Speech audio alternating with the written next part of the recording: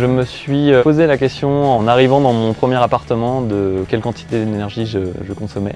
J'ai commencé à réfléchir à comment réduire ma consommation d'énergie selon les principes du scénario Négawatt qui prône d'abord la sobriété, donc consommer moins, consommer juste ce qu'il faut.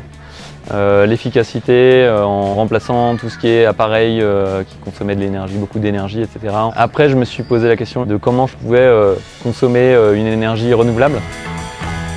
Ce qui a fait la différence vraiment entre Enercop et les autres fournisseurs d'énergie pour moi, c'est que Enercop était en lien direct avec des producteurs d'énergie renouvelable, donc qui créait vraiment le lien entre consommateurs et producteurs d'énergie.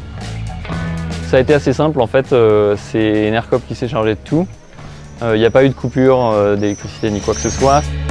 Après quelques années de consommation, je me rends compte qu'en fait c'est la même chose qu'un autre fournisseur d'énergie. La différence par contre elle est grande dans le sens où je sais que les factures que je paye c'est de l'argent qui va directement aux producteurs d'énergie renouvelable. C'est pas très compliqué de remplacer quelques équipements énergivores chez soi. C'est pas très compliqué de changer ses comportements.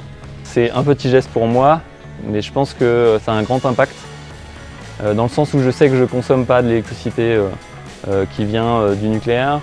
Je sais que la totalité de l'énergie que je consomme, c'est de l'énergie qui est produite par des énergies renouvelables.